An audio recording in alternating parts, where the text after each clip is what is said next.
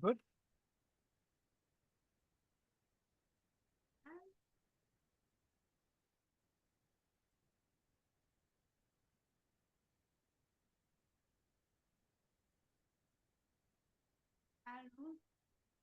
Alrighty. Okay. Let's get rock and rolling. Well, ora gari wahi ka joke was what I'm see you snyardi. Kan si dans rio you just how no ji on that just screen star rana ta roni. Retino wada do godon ka gari guessing. Yet the sota asitanka garokwa. Yet in the stars in Hunzagi dana gwego scut ne ganungwe.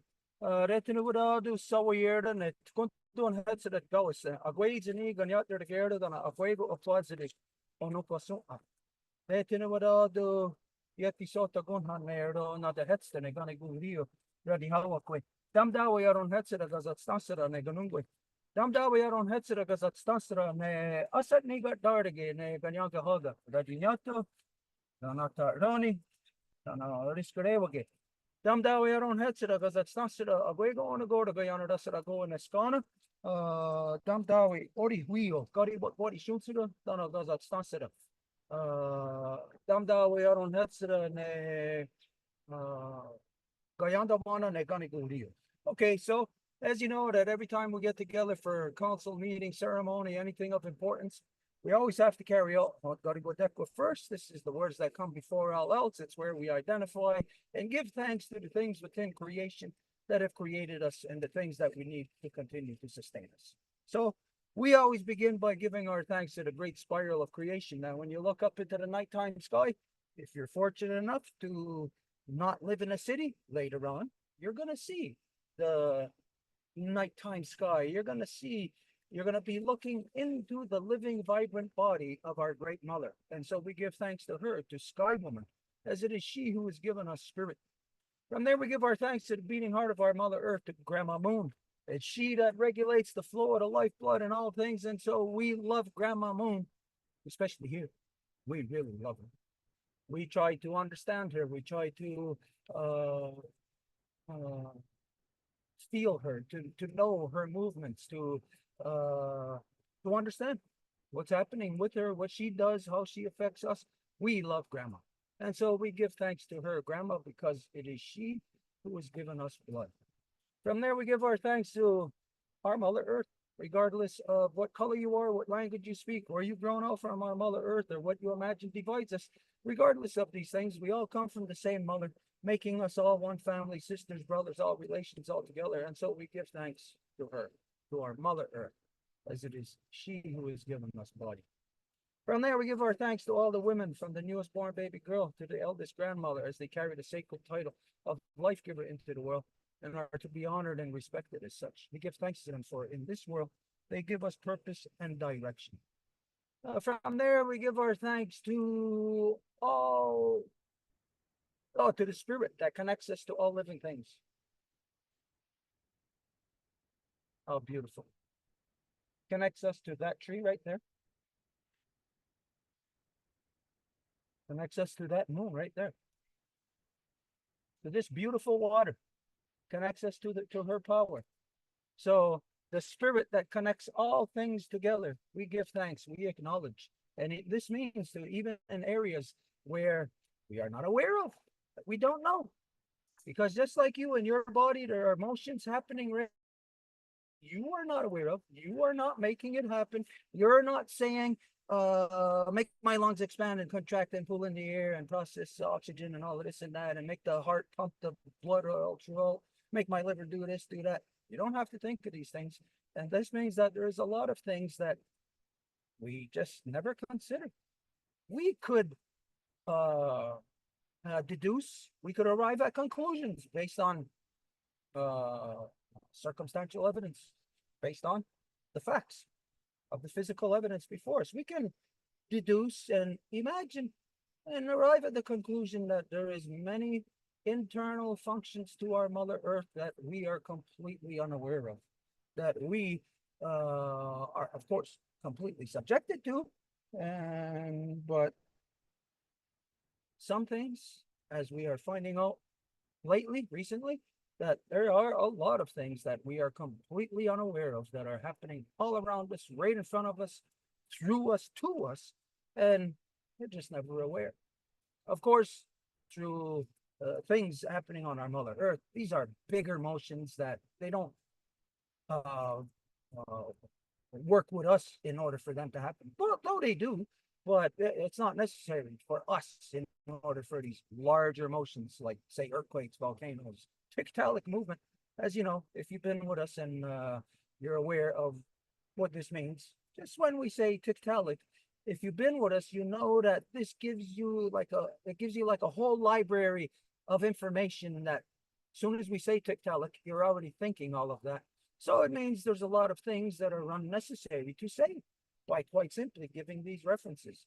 And so by giving these references of identifying all of the knowns and unknowns deep within our Mother Earth and that are the functions of her body on a daily basis, that we give thanks for these things. We imagine them. And the more that we speak of them, the more that they reveal themselves to us. Speak of it. Give thanks, and you're going to see. Today, you're going to give thanks for one thing. And tomorrow, that one thing is going to expand into two.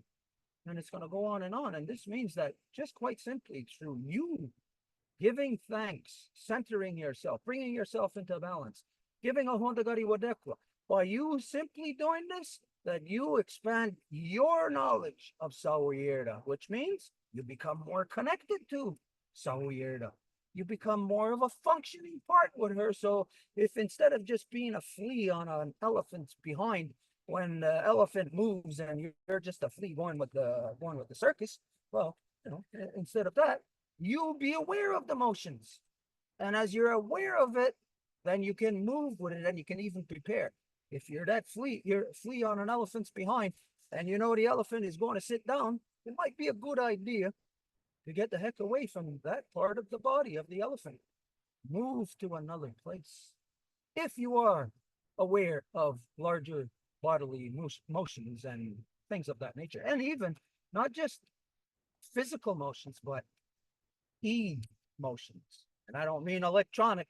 Hey, yeah, you get mixed up today, with emotions. So let's see, where do we go from there? From there, we give our thanks to all the medicines, all the waters, and all the shapes and forms they come in. And look at this right now. And if you're by a lake, if you're by or if you're in the mountains, probably at Angel's Place, you're probably seeing mist this afternoon. Tonight, right now, look out your window, there's probably mist everywhere. Right now, it's here. It's just that we can't really see it that much. It's water right off the surface of the water, and water right here. Because every night when I come here, well, I don't come here every night, but when I do, I leave my chair and my blanket here. And when I get here at night, of course, the blanket's wet. Gee, why is that? Well, you don't have to be a rocket scientist to figure that out, that there's water right here in the air, of course, through condensation. And we think it's just condensation. If we could see it, if we see the mist, then it's there. It's there all the time, constant. Hey, 4 ducks, sort of. Okay, from there, where did we go? We gave our thanks to our ancestors that carried a good mind, and we asked them to help us to return our mothers back to their natural seat of, hey, a big fish just jumped, their natural seat of authority within all. The heck was that? Within all of our nations, so they can manage all of our people properly once again. And again, you hear me saying this all the time. Big deal. We can't just say it. We have to take actions to make this happen. And so to return our mothers back to their natural seat of authority so they can manage us properly. Does anybody seeing this happen? Like, what am I doing? And am I actually making it so that a woman is going to return and manage me properly? And you're going to see that happen in real time? That's not what you're going to see. What you're going to see is the building of the mind. Just like we're this year we're in the gestation process of the big baby, and that all along we got to put into it. We got to build it. We got to make sure that by the time the baby is born, that it has everything that it's supposed to have, that it's not going to have to maybe try to develop it after it's born, that already knowledge is intrinsicated into the baby through the cyclical ceremonial process of the Guyana Dasiraskanagoa. Quite simply, also through you're a pregnant woman, carrying a child, that quite simply going through the moon ceremonies is embedding this into the child. So when we do this, I'm not a pregnant woman, so I can't have a baby inside of me for me to create this new reality. So what I got to do is speak of it. What I got to do is put that knowledge into the minds of the young life givers, of all the people, that they know that the life givers are supposed to have their own separate political council fire, their own separate fire, for not just their own politics, but their own spirituality, their own everything. They're supposed to have their own separate council fire, separate from the male influence, so that the women, the life givers, can have at any instance access to their collective energy, their collective power. And they know that the men are protecting this. The men are supposed to be protecting that house, that the men are supposed to provide, where the women have access to this. And so this is all quite simply what I can do is speak of it and accommodate it. I can accommodate it. And so accommodating it to a degree, I'll say to a larger degree than usual or normal. In this past week, we were at an event with some life givers from the Concac Nation. That was, when was that? Last weekend? last Saturday. Last Saturday. And we reported about this, but I got to keep reporting about this. That within this circle of women, well, there was women in it, but within this circle, there was women who spoke first. It was clearly, well, they were there because there was women from this nation that were here to bring the message. So that, but also that once they spoke, that it was women who spoke first. So it was clearly a life giver energy. And anyways, in that oration, the person who was from the Comcast Nation, Zara? Yeah. Is it Sarah or Zara, like a Z? In Spanish, it's spelled the same S, Sarah. There you go. El Sarah. So Sarah was opened up and gave her oration, and in there, you might, if you were present now, you might hear all the good stuff that she said, and maybe just heard something, and maybe it just got by you somehow, because this is in fact what happens. And it is what happens every time women speak of anything on this level collectively.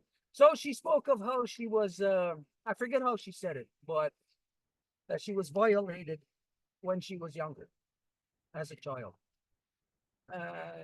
And as it went on, there was a woman who spoke, and she says, I'm sure, like she says, every woman on earth has the same experience. And they become like when they shared with each other, when they shared in the public, and I would guess like there's a certain level of comfort. So they were able to go more. And then we heard that how she was violated by a family member. Okay, so anyways, at a certain point, there was other men who spoke also. And then I jumped in there and I said something, and I says, here is this thing that is said by the women, and the men are not even addressing it. It just flew right by us. Now, I know you heard me say this already a couple of times this week because I reported on this a couple of times, but I'm going to say it again. And I'm going to repeat it many times over because it has to stick in the minds of the people. And it seems like it has to stick in the minds of the women more than it has to in the minds of the men. But it's the men that have to provide that state of safety, that comfort zone of where the women can feel safe and free to be in their political council fire, because women are used to the corrupted male dominant democratic process, and so you're used to being with men talking about stuff, and men talk a certain way about stuff, but women do not. But now your minds become conditioned to the way that men have been talking. And so now women are influenced by that and are incorporating that in the way that they talk, conduct themselves uh, in in a council environment or in a spiritual process. So we become accustomed to this thing that you call, that the world knows as Robert's Rules of Order, a crazy conduct of a collective. It steals the power of the collective and it gives it to one person. That's crazy. The collective must have a process of coming together to get their power to each other, where anyone of that collective can then access that power, can then control it, not through them manipulating for their personal wants and needs, but controlling it through the collective knowledge of law, how this power, this energy must be function, what you must do in relation to it. Anyway, so in this meeting last week, this is where I said to them, to the women, to the women who were gathered, that how the men are to bring that level of comfort to the women, because we've all been living together. Women have been saying that they're whatever, they're oppressed, they're feeling this, they're feeling that, they're getting this, they're getting that. You hear women saying all the time they're getting raped. Well, who's doing the raping of women? Well, guys are. Okay, wait a minute, let's see. Do you hear of guys getting raped? No, you don't hear that. So when you hear that maybe there's just a few women getting raped, this includes men. It includes the entire society. So it's not a statistic of women. It's a statistic of violations upon our life giver. And so the males must be the most activated by this, activated to do something, to correct something like that, where you might say, well, there's only been in all of so-called Canada, there's only what, 35, 37 million people, and maybe this year in all of so-called Canada, maybe there's only been a couple of thousand rapes reported. Hey, that's not bad, eh? Statistically speaking. Well, not if you're a woman. If you're a man, statistically speaking, you don't give a good goddamn about that statistic. And I'm not saying that statistic is correct. I'm just giving for example, that no matter how many rapes there are, if there's one, there are too many throughout the entire country. And this is the responsibility of men, because who's doing the raping? Men are doing the raping. So who has to stop the raping? Men have to stop it. Okay, so let's say even if that man who's raping women stops, are the women going to know that it is stopped? No, you won't know, because you'll know that there was women who were raped, and you'll just be waiting for the next time that it happens. You won't know that you're in a period of more rapes. You won't know this unless there is an affirmation to you as to the identity, the power, the responsibilities of the male in regards to the female. And in the non-native society, that just isn't there. And so within our society, what I have said to give this, alleviate this oppressive pressure upon the life givers, what I identified to them was that you, the life givers, from the newest born baby girl to the oldest grandmother, you have the right to correct me. Anytime, right now, in this meeting, right here, you were here, and I said something wrong, something a lie, something you knew that wasn't right. If I said, hey, let's go out and do something that is maybe possibly get somebody hurt, you have the right to immediately stand up and to correct me. As a life giver, I give you that right. I don't give that right to any guys. I give that right. Now, within the guys' circle, the men's, they have that right upon each other, provided the men all know and abide by ground that's gonna go. Because imagine if you're abiding by great law of peace, you're a peaceful person, but then you're next to a banned system sellout and they're a warring person because they support casinos. So you know they're warring because they're going against the people of Ganawagi. So they're warring. So why would I stand next to a person like that? Why would I give that person the right to say, correct me? If I am within law and that person is outside of it, how could they possibly grasp what law is in order for them to say, correct me or whatever? They would have a perception from where they're at, but not from within law.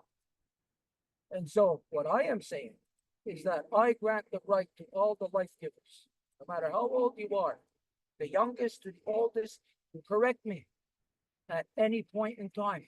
So this gives you, hopefully it gives you, if you were here, and we were in a big discussion, hopefully it will let you know that, well, you got a power. And that if you did see me doing something, well, then you could correct me. And then if you see that I just said, hey, buzz off, I'm not listening to you, then you would know that I'm full of crap, and then you can address that. But until then, you don't have me or any male like cornered into any truth that you would say that that you would know is consistent in as far as a relationship that you are supposed to be bound to between life giver and life protector. So right now, where you exist is in anything goes, as you know. You exist in an anything goes type of situation. Just so you know, they're right here, right? Oh, yeah? So they're there to say hi to you. All right. Entonces le estoy diciendo a Stuart, Sara, Celine que están aquí para saludar.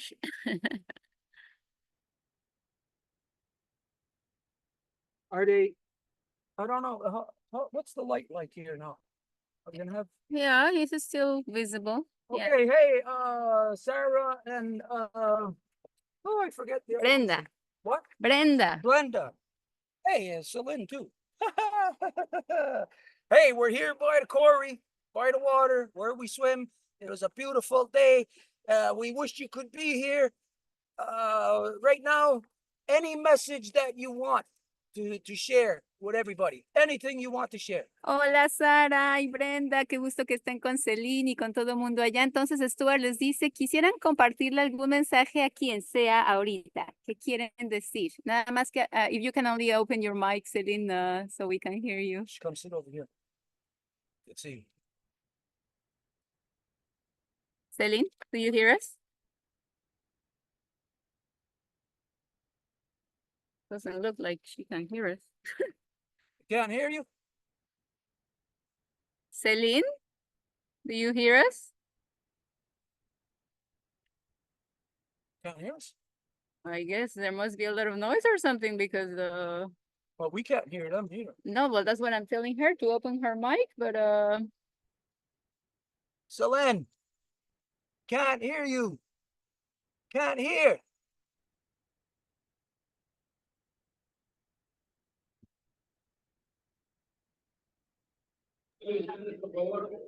Hi, Okay. I'm still at the show. Oh, okay. So I was showing you Sarah and Brenda. Okay, so they don't have the time right now to talk to us then if they're still engaged. No, they're at the kiosk. Well, maybe Brenda could. Could you talk to them? yes. Hi. Listen to hear so that you hear what he's telling you. Hey, I don't know, any message that she wishes to convey to the people gathered right now? Si tienen algún mensajito que quieren transmitir, Brenda, ¿cómo estamos? Do you hear? No. Okay. We could hardly hear you. I'll listen in the corner just a sec. Okay. Okay, look, the communication right now, it's not the best. Obviously, they're busy. So let's save any interaction for later when they're free. If and when there's a good moment for them, then come back and contact us, and then we'll give them. Okay, no problem. All right. Okay, so let's see. Where are we talking about? Oh, I was talking about them in the meeting that we had with them last week. Okay, so yes, this is the solution. Every male must identify this to the life givers in their life. You must identify that you have the power, the authority to correct me openly or privately, to chide me, depending on whatever the degree of my violation, that every woman has the right to stand up and to correct any man, any male at any time, no matter how old or how young that life giver is. That life giver can be a baby and see a male doing something, maybe say arguing with that baby's grandmother. And that baby can come up, that baby girl can come up and say, oh, googly googly, knowing, just saying, seeing that the grandfather might be in, even if maybe the grandfather's correct, you know, just to say, but the baby doesn't know this. The baby girl just sees an aggression upon her grandmother, upon her line. And so this is what must be alleviated in the minds. It doesn't necessarily first have to be right at a point of contention, a point of confrontation, but in the mind, when you, a male in your family, say to your mother, to your aunts, to your grandmother, your sisters, your wife, your girlfriend, when you say that I give you the right, I acknowledge your authority to correct me openly, publicly, or privately, to chide me, to correct me at any time you see me doing right, doing wrong, or lying, or misleading the people. So this will establish in the life giver's mind a knowledge of that authority, that the male is complying with it. So then this is where I say that it gives you the authority, that you feel comfortable in standing up to correct your son then. And then when your son says, hey, never mind, well, then you know that your son is a liar. And that is not a good place for any male to be. And so when the males say things like this, it becomes something that they must live up to, something that they must follow through with. So just quite simply saying, I grant the right to any life giver to correct me openly or publicly or privately at any time. It's enough to say it, to just begin to say it, but then you have to take action to apply it.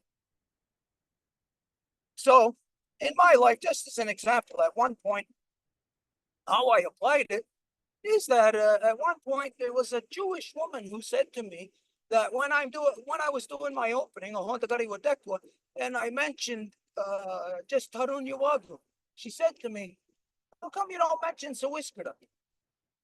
And I seen the truth in what she was saying, and I couldn't deny it. So from there, I had to adjust my Wadekwa based on what even a Jewish woman had told me. Now, because if she's a white Jewish woman, if she speaks law, do I say, no, you're a white Jewish woman, I'm not going to listen to you? No, if a person speaks law, I must listen to her. To you, I must. So, but this is where you, the male, if you're a male, where the male must put himself. We must put our minds there to be open to this correction, because right now in the world, no male is open to that correction. Not from elders, especially not from younger people. Imagine if a younger person comes and said, hey, you're not supposed to be fighting. No, you're going to look at them like they're stupid, and you're going to keep fighting. You're going to even go even worse to justify the way that you are, your actions, you know? So anyways, okay, so this is one of the main things that the males, to be a life protector, what you must do in this world.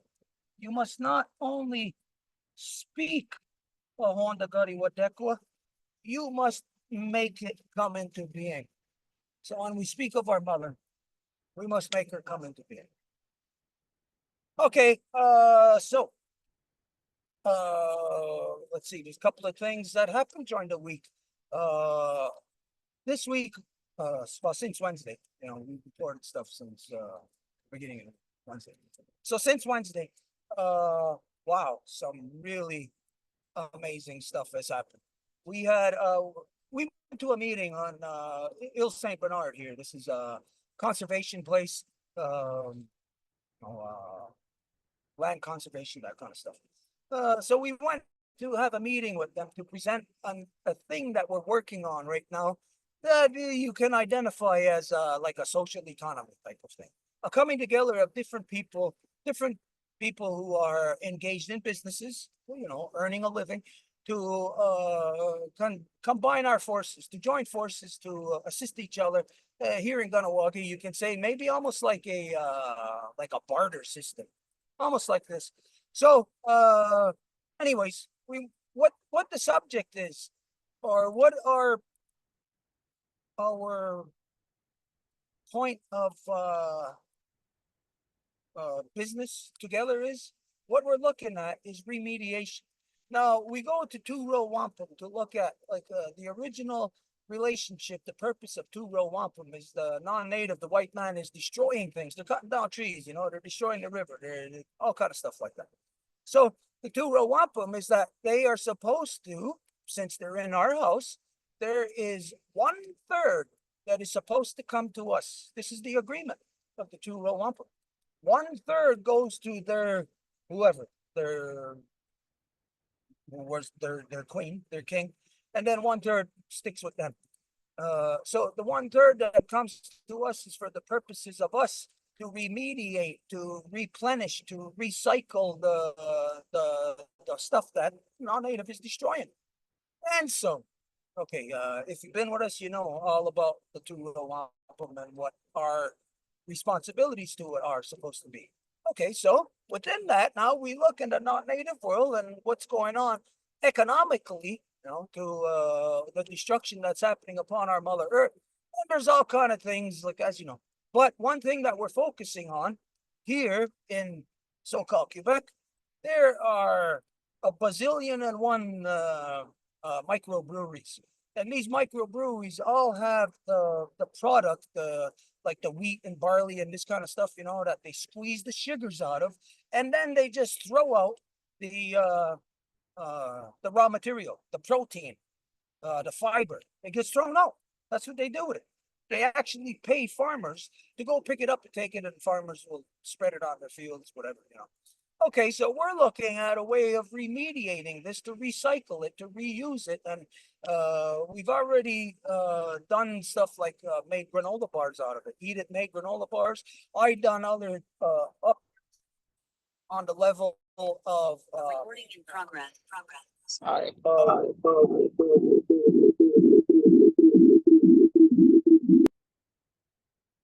Wow. Echo chamber. Okay, I've utilized it to feed my horse, to use it as fertilizer in the plants. It can be used as chicken feed. You got goats, sheep, anything. It's pure protein, fiber. So anyways, okay, so this is what we're looking at doing. So we already made contact with different microbreweries in and around Montreal, in the area, and they're on board with us. And then when we spoke to them on Ile Saint Bernard, let them know what they're willing to participate in this process, into the areas of research and development, because that's where they are. That's what they are most likely. What they're geared towards. And so we had a beautiful meeting with them. It was all women. We had met with people there before, but there was guys there, and it didn't go anywhere, and it really didn't. It just didn't feel whatever. So this time it was just life givers, and we were scheduled for 1 hour from 2 to 3, but we went from 2 to 5. And they sat there and they were very attentive, very open, very excited about the whole process. So anyways, and then yesterday we went and we met right back here. I don't know if you can see this building right back there. You see where that sign is over there? Well, just to the side of it, there's a building, and that is the Ganawagi Brewing Company. So we went and spoke to the Ganawagi Brewing Company yesterday about their participation and if they could like guarantee that or just the supply, you know. And right now their supply is going through Ganawagi Environment. It's going into the compost and stuff like that, but it is a problem for them. So for us, they're committed. Yes, we could have it. So we got a lot of microbreweries committed to this process. So now what we're doing is we're attempting to tap into some funds, and not that it's going to happen. I don't really care if this happens. It's the idea of that we pursue what to do to recycle any goods, you know, any stuff like this for all of us to participate, to do something. And so this isn't, say, like a business plan that I'm going to get a copyright on and that, no, you can't do it either. We're doing something here to say that everybody in your community, you can do the exact same thing. You should do the exact same thing because, you know, in your community, there's microbreweries and this is happening. So you can take advantage of this to start a recycling process, a recycling program, and we could all share our knowledge, information about it, you know, like whatever it's research and development. So whatever we discover in the research and development, we can share with each other. So anyways, this is what's happening right now. There's the tree company in Ganawagi. This is Sean Brascoop from Tree Keepers. He Keepers. was supposed to come, but he just came out of a job right now. So Yeah, so they're on board. So they're as tree keepers. Well, they cut down a lot of trees. They got a lot of trees. So somebody else has the raw material of this stuff. They call it mash. It's the stuff from the microbreweries. What's left over from wheat and barley, that kind of stuff. They call it mash. So somebody else provides the mash. Somebody provides the place where it can be processed, like dried out. That's us. And then somebody else provides the wood for the heating, the furnace to dry this out. And then somebody else provides the truck to go and pick this up, blah, blah, blah, so on and so on. And then we got a raw material at the end where at the very least processed for compost for our gardens at the very least. Or if you got horses, if you got goats. So for here in Ganawagi, at the very least, we can produce feed for our chickens, for our goats, for our horses. And through the whole process, everyone participating, I could see it if it's a full participation. I could eventually see it where there is no cost at all to anyone other than just their hard work. But you know, if it's, say, like just a few people doing it, then there's gonna have to be a little bit of a cost. Let's say if I go and pick up the raw material from this place or that place, and then I come back and then I heat it up and I turn it into chicken feed and I bag it, and then you want to come and get it, but you didn't participate in any of that process. Well, then it'll be just like you going to the chicken feed store to buy a chicken feed, except you'd be getting it for a lot cheaper, a lot less. And you would know that it's part of a recycling process, a local community-based recycling process. So it's a win-win circumstance for everybody involved. Okay, what's happening? Are we getting too dark here?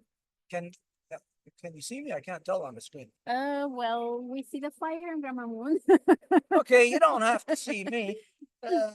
So we're gonna stay here. We're gonna keep going here. Okay, Edith. You were in these two meetings, so maybe if you can just give your update, your take on it, and, you know, because it was me there and I was the one talking, so there's only so much that whatever. I gotta get my water too. It's gonna go as a go. I'm there, even you don't see me. DJs está soko aksutanida just with panchita, dengan aksutanida just with salsa. You gotta talk louder. Just to say that, yeah, we had only email contact with Drew at the brewery, and yesterday we went to see him. He was just such a nice, kind, open person as to, people really want to do the right thing. It's just that it's too complicated to get out of like the current infrastructure that is there, that is not facilitating the taking care of the environment. So it's really up to us to create that infrastructure. So it was a really nice meeting, and with the girls too. It was on the coming, like years ago, we had a discussion with them to have moon teachings over there, but as the steward said, it didn't really go much further. But this time they were so interested in having the book. They have also educational programs with kids, just to know more about everything that the Cañagahat Regional Council is doing. So of course, they are in touch with other people in Kanawaga, so it's not like the first contact that they have with natives. So they could just discern, of what is being told to them. Gotta And- talk louder. Well, that's it. So, That's not it. well, what else? you Just want me to say? because I tell you to talk louder. I don't have much to say. What do you want me to say then?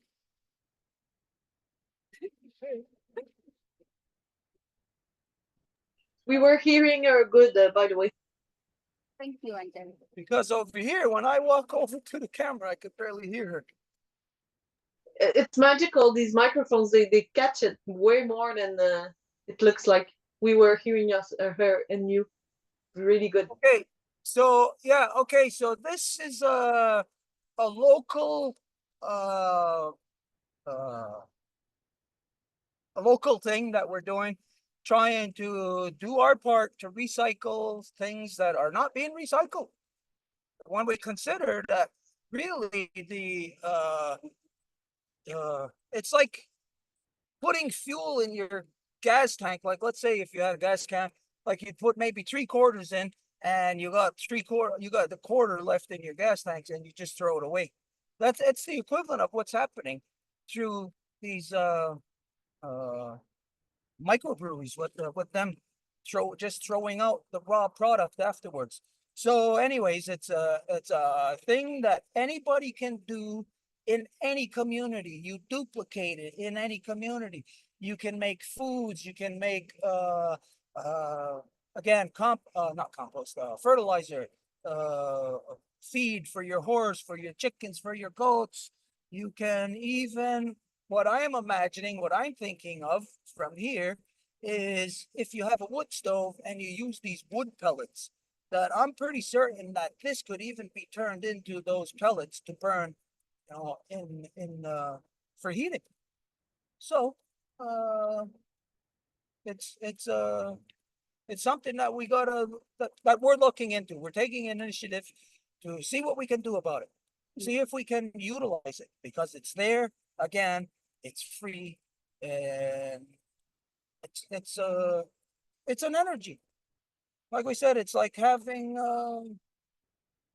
it's like leaving the faucet on in your garden hose and just letting it run and run and run, and you pay your water bill, but you still leave that on. How much is just waste?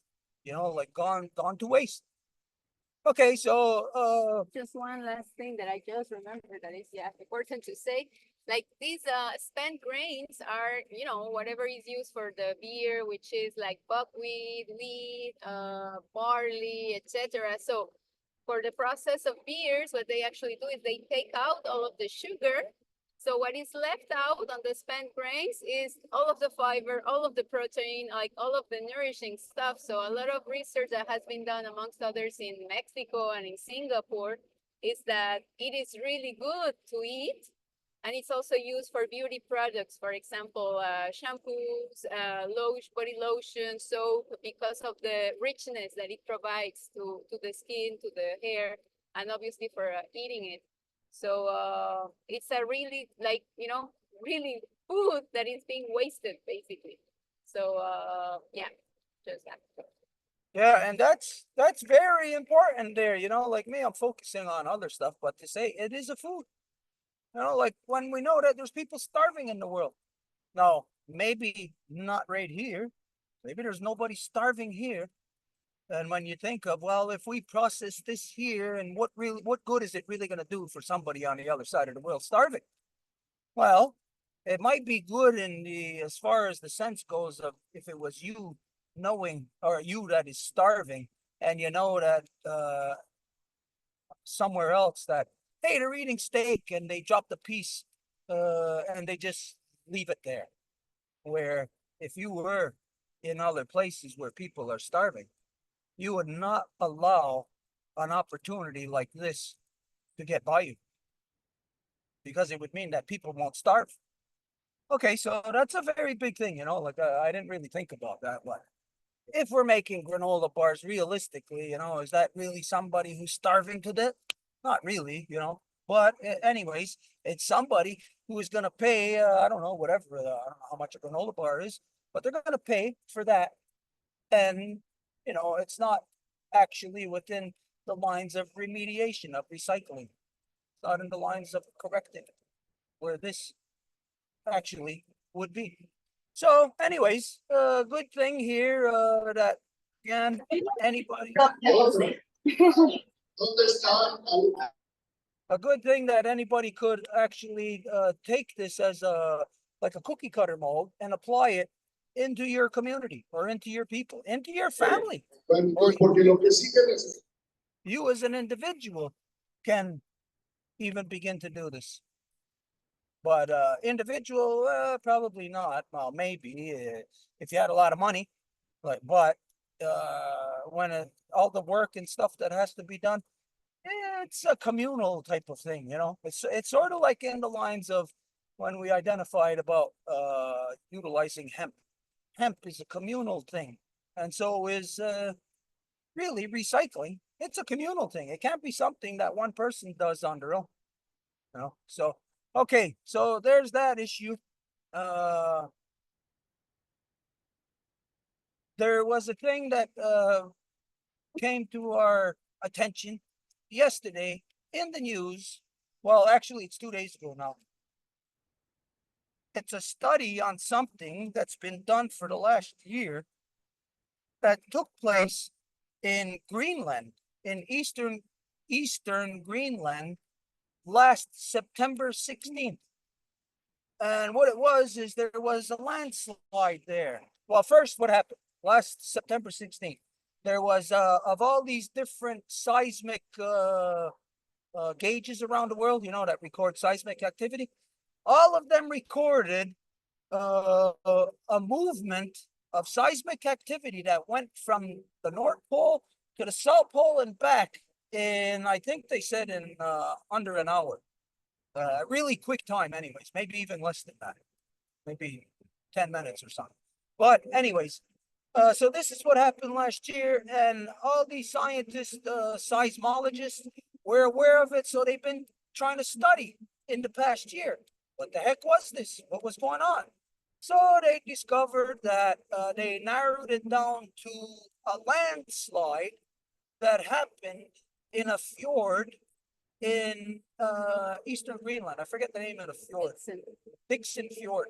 Yeah. So if you're just listening to this and you want to study this up, just Google Dixon Fjord. Look it up. And wow, look at that. Holy jeez whiz. Holy. I guess you can't. I guess you couldn't see that. Holy. It's coming straight at it. There's a pterodactyl that almost came and right over our head. A big giant herring. Right here. I don't know if he's heard it. Were you able to see it? No, we didn't see. Wow, that was really something. We both seen it. It was like right here, like maybe 10 feet away from us. And it was flying straight at us. Anyways, okay, where was I? What was I talking about? The Dixon Fjord. That's Oh yeah, the Dixon Fjord. So This happened last September. Now, for those of you who have been with us, I'll take you back to last June, I think it was, where I had a dream about a crocodile. And it was here in the quarry. I dreamt about a crocodile. But anyways, if you were with us, you might remember this. Anyways, this brought us on quite a knowledge journey, bringing us into knowledge of tiktaalik movement upon our Mother Earth, of an ancient sea creature that is not understood as to what it is, what it represents within creation, that it is the serpent, that it is the weaver of things, that this is what is bringing the DNA of our Mother Earth, weaving it. So this is the leader of where the land goes, of where creation is built. So anyways, last June, I had this dream and whatever. So it reveals to us certain things that, there was a tiktaalik that was discovered, and its head was in a museum in Pennsylvania, not far from here. Now, we wanted to go there. We never got to go there. But anyways, just for us to be having our knowledge of tiktaalik movement. Okay, so we became aware of this last June. Now, in September, something happened that we weren't aware of. I did remember seeing last year some videos of a small tsunami that happened in Greenland, and that there was an encampment that was getting washed away. I remember seeing that video, but there was no explanation, anything of it. Okay, so that's last September. And then what they reveal is that there was that the earth was ringing like a bell for 9 days. And they claim that it's because that this in this fjord, which is basically like a canyon, say it's a hallway, that on one end there's a glacier that closes it off like it's a dead end. And then on the other end, there's a very sharp turn. So it's a hallway with a very sharp turn on one side. So from the top of the hallway, that they say rocks the equivalent, a landslide, the equivalent to 10 times the size of the Giza pyramids.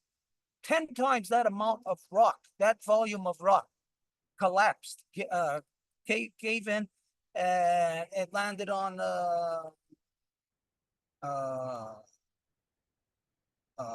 glacier, and it caused a tidal wave, and within this hallway, it caused the water, they say, to slosh back and forth for 9 days. Now, I don't believe that. That's not true. There's no way I'm gonna believe what these scientists have said, but they put all of their information all together, and we shared it last night on the Longhouse page, and to get everybody to have access to this knowledge.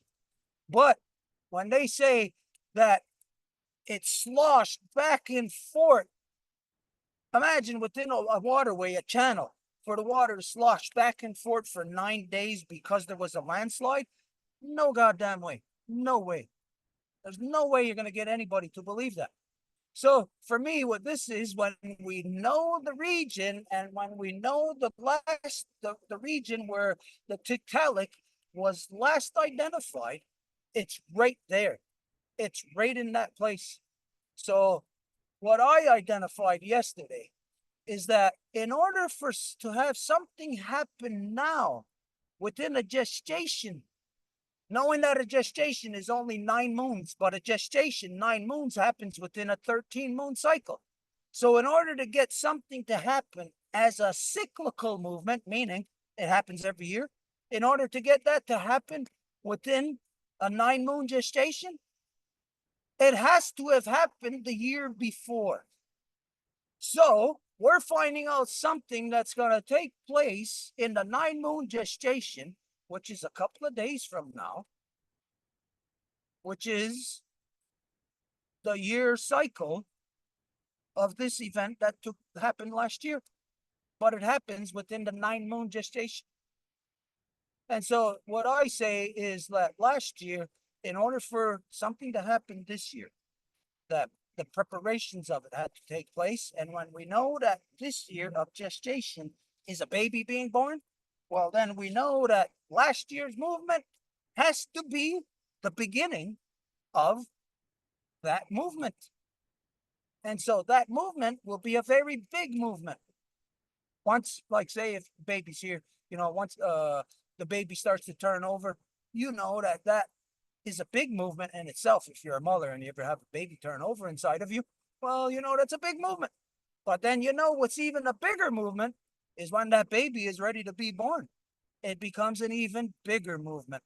And so this is what I say is that, well, here it gets kind of dicey because it's kind of like a prediction, because we're looking at the full moon and we know it's in a couple of days is the 9th full moon, the gestation.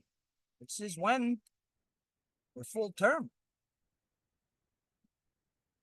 And so I say that the movement last year in Greenland was Tiktaalik, preparation for the big weaving of then what will come at this full moon.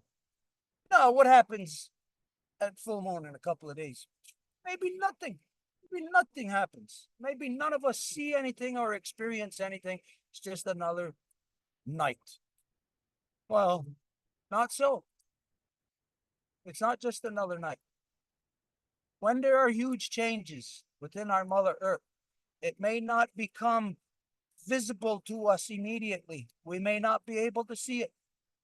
But later on, we'll be clearly subjected to it. We'll be clearly within its movement or its motion. And so this is what we've all been preparing for, the night moon. That here we have prepared our lodge. And so if you are of Ganawagi, of the Ganyagahaga, of the Longhouse, if you are one of our friends and allies through Two-Row Wampum, then you are welcome to come here on the full moon, which is a couple of days now. Today, tomorrow, the next couple of days, if you wish. So if you're so inclined, you can come and sleep here. You can come and camp out on the Longhouse grounds and be with us, just to be here, and whatever, it's up to you. You can be with us and still be wherever you're at, because we're all going to be together under the light of the moon. But we're going to be here in ceremony, and we're going to be out here also because it's going to be really nice in the next few days. We're going to have our fire out here. We're going to have our moon ceremony out here. And then at midnight, we're going to go to our medicine lodge, where we're going to do this for 3 nights. And yeah, so this is what is happening here, what's going on.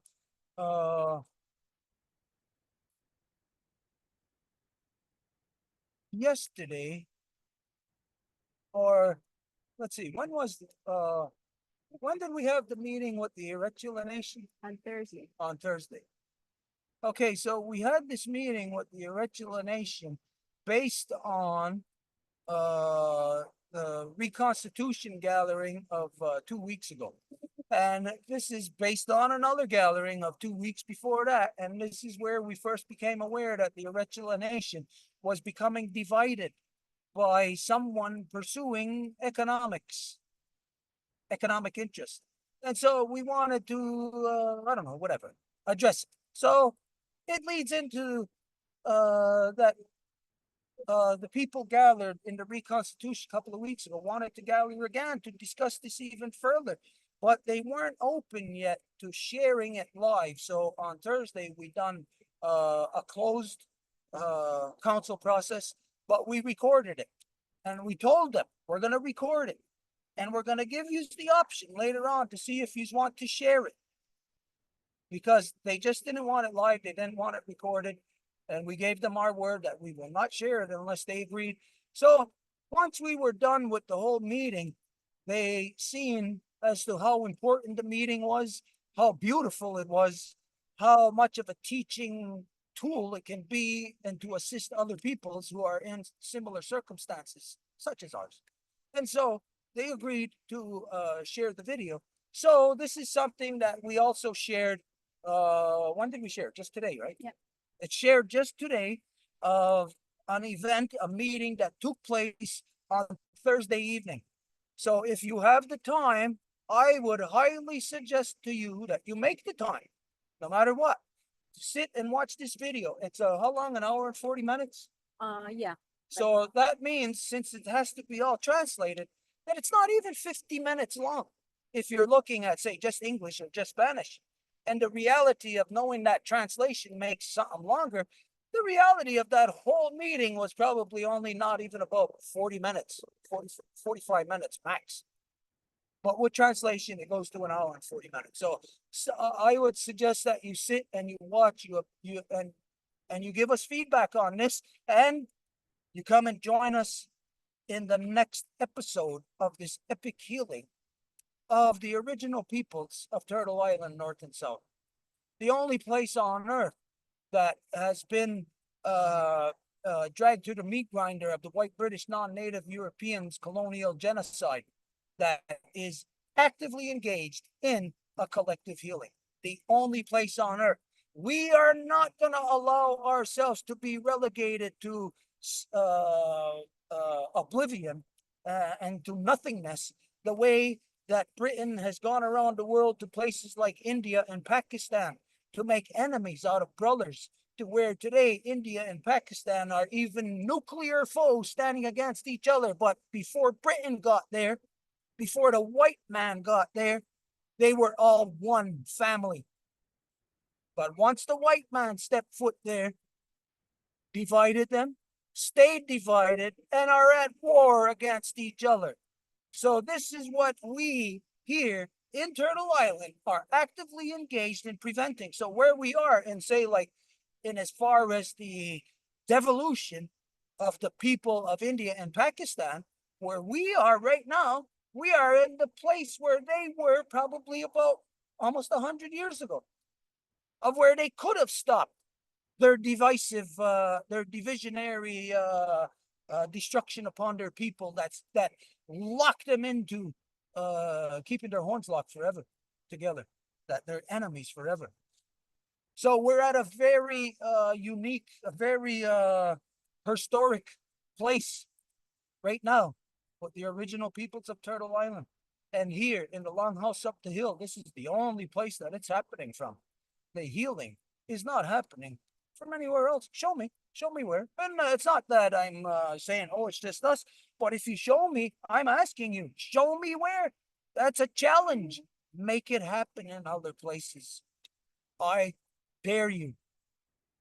Everybody throughout all the 5 nations territories, well, just here in Ganawagi, everybody will say anything about me, like they're all correct and I'm wrong. Well then, if you're correct and I'm wrong, then let's see what you're doing for the collective healing of all the peoples of Turtle Island. This is what we are doing, that we are continuing it, and we continue it tomorrow in the reconstitution of the eagle and the condor. So tomorrow, we ask you to join us. We invite you to join us. It's there. The possibility is there for anyone to take action to reverse what is being inflicted upon our humanity. Take action. Don't just lay down and die peacefully. Just don't be the one who complains and says, oh, this is happening, that's happening. It's all negative. It's all negative because you're not doing anything positive. You are not correcting it. And so this is what we engage in, an active correction in something that has a corruption that has been inflicted for over 500 years. In order to engage in something like that, you must be continuing. And this is the reason why it's only happening from here in the Longhouse up the hill, that no one else is engaged on such levels. They're not brave enough to engage in a collective healing of all our people, because if they did engage, they would have to stand with their feet to the fire. And we all know that nobody in Ganawagi would be able to bear that. No one here, no one except us here in the Longhouse up the hill. Okay, so anything I left out? No, and Elsa raised her hand. Okay, let's go to Elsa.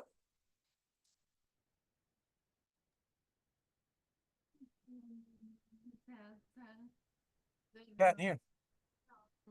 Can't hear. Great granddaughter of Nina Try the volume on the block out. from Hang on. Is it just us that cannot hear Elsa, or It's like the last time her microphone will adjust. I think last time it adjusted and it was a bit louder, but we don't hear her that much.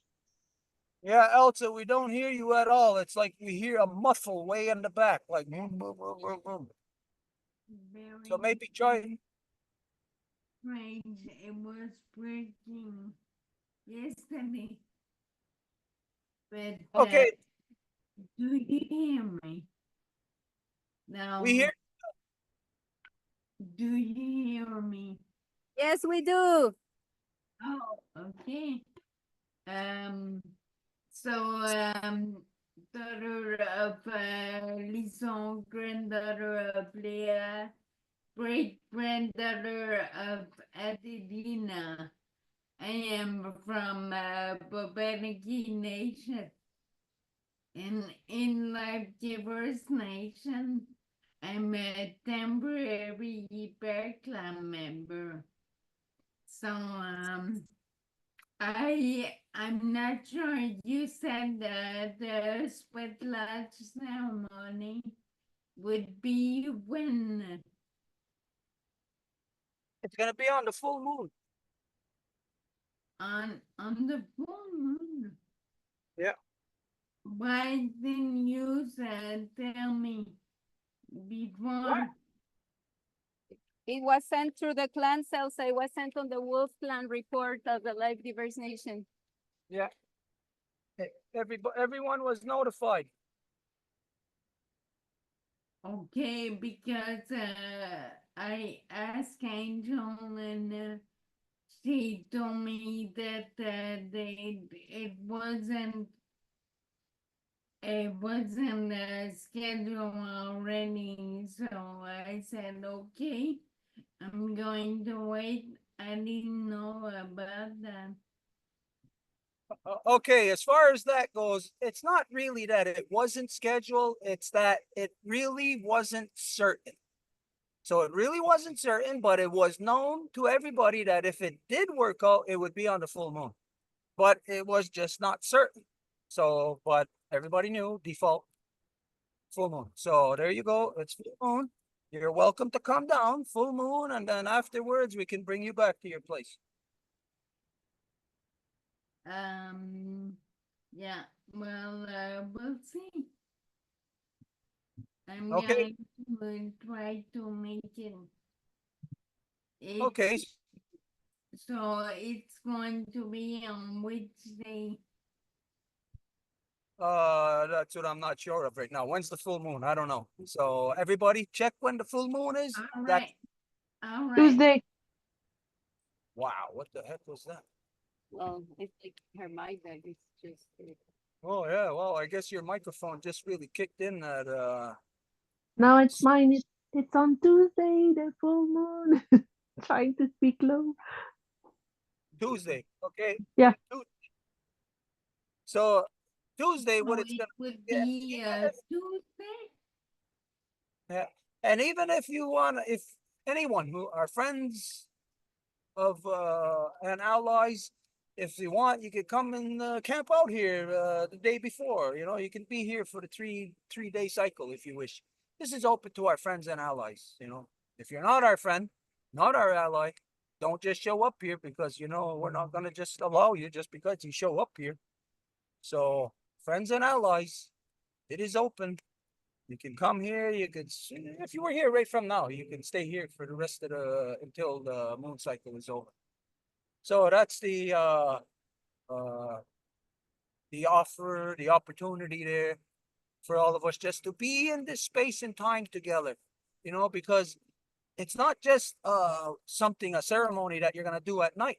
It's to be together in this time. It's like if you know that, well, there's a woman, a life giver, that's gonna be giving birth, and you know that she's close, well, you're just gonna try to be around as much as possible.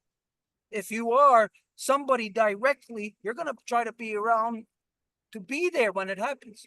If you're somebody who's just like a friend or whatever, you're going to try to be around to try to help, try to assist. So the thing is for us to be together in this energy, in this time, and daytime, for us to swim together, to be in the water, to be in this energy. Because right now, we're going to take a step back and acknowledge that how nice it is. Wow. You know, whatever the date is now, I don't know. What's the date? The 14. The 14th. And look at this, 14th of September. And I'm standing outside ready to go swimming. As soon as we're done here, I'm going to jump in the water. It's so beautiful out. So you know that in the next few days, it's supposed to be like 28. You know, it's hovering around 30 with the whatever index and all of that stuff. So it's going to be really super nice in the next few days. A good time for us to spend our time together, to be in that energy. But if you can only make it here for the little while at full moon, hey, you're welcome to that. Anybody? Okay. So there's nobody else. Nobody else has a hand up. No. Okay. Did we have anything else to address? Again, just to emphasize to everybody, I'll say that the video that we posted yesterday about this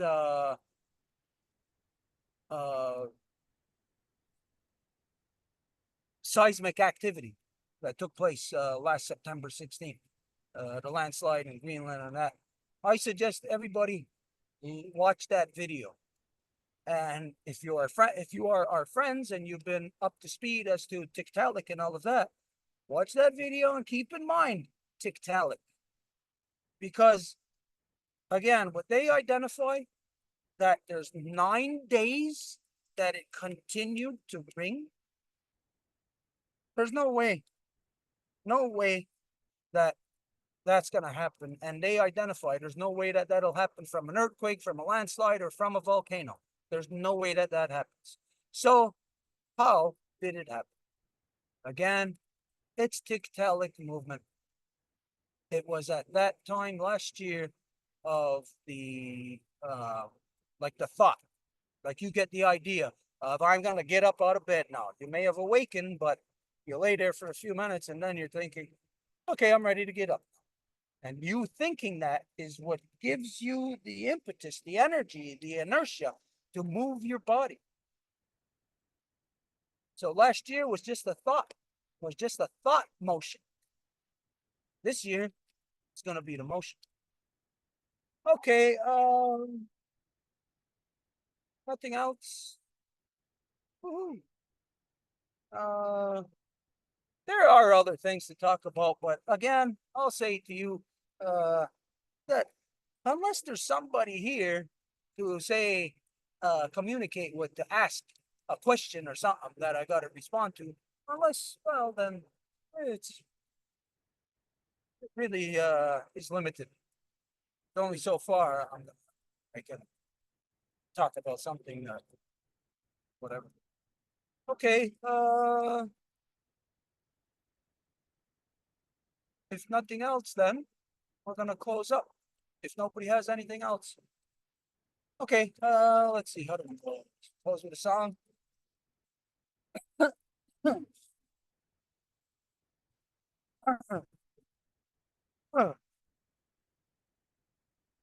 Well, come sit over here too then. Maybe you can help. I guess we'll go with the friendship.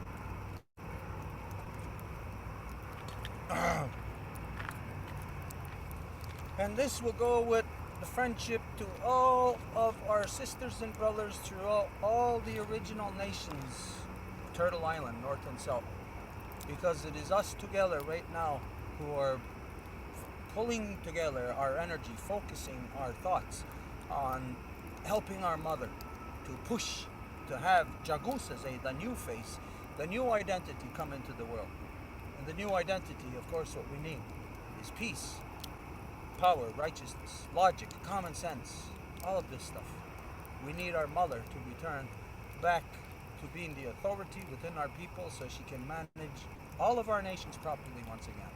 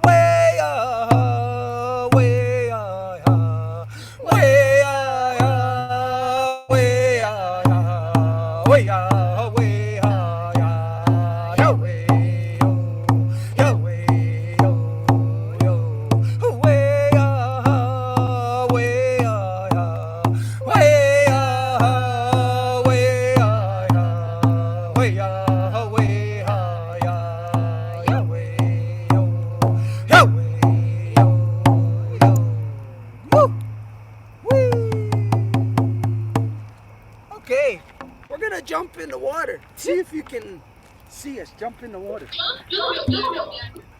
What?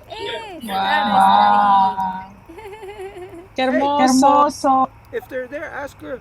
Tell them right now any message they want to give. Sara, dice Stuart que si hay algún mensaje que quieras darle a la gente.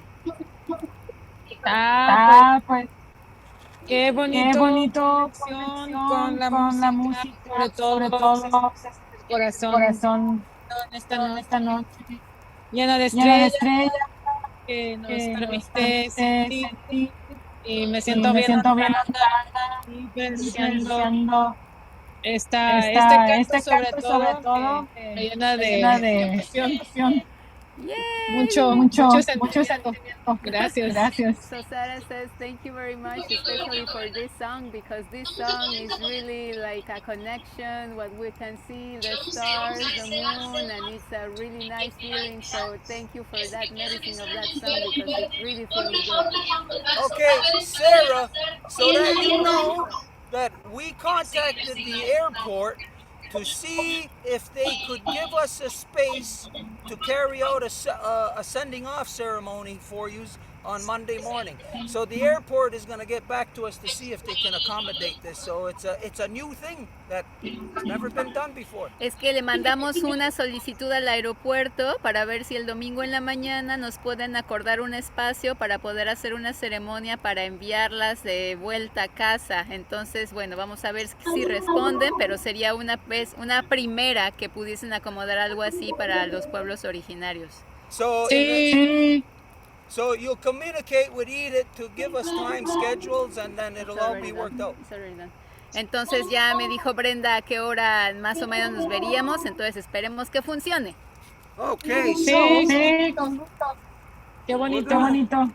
Ok, bueno, y también esperamos que se conecten mañana a la reconstitución. I'm hoping that you can also make it to the ¿A qué hora reconocimiento. Empieza a la 1 de la tarde. Ok, yo creo que sí.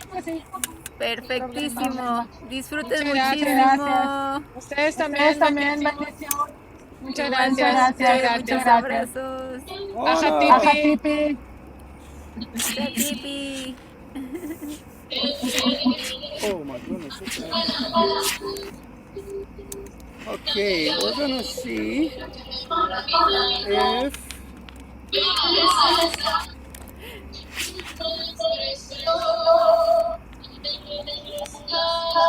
let's see. What can it see from there? Anything? Grandma Moon on the water. We can see you. Okay, we're gonna jump in the water. Stuart se va a echar un clavado al agua. Can you see the reflection of the Dice que si pueden ver el reflejo de la luna. Sí. Yes, we can see it. Mira.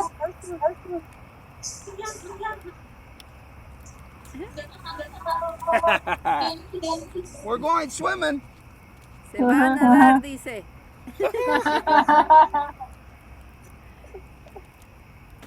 Linda noche. Que disfruten. Skanagoa. Bye. Can you see me? ¿Lo pueden ver en el agua?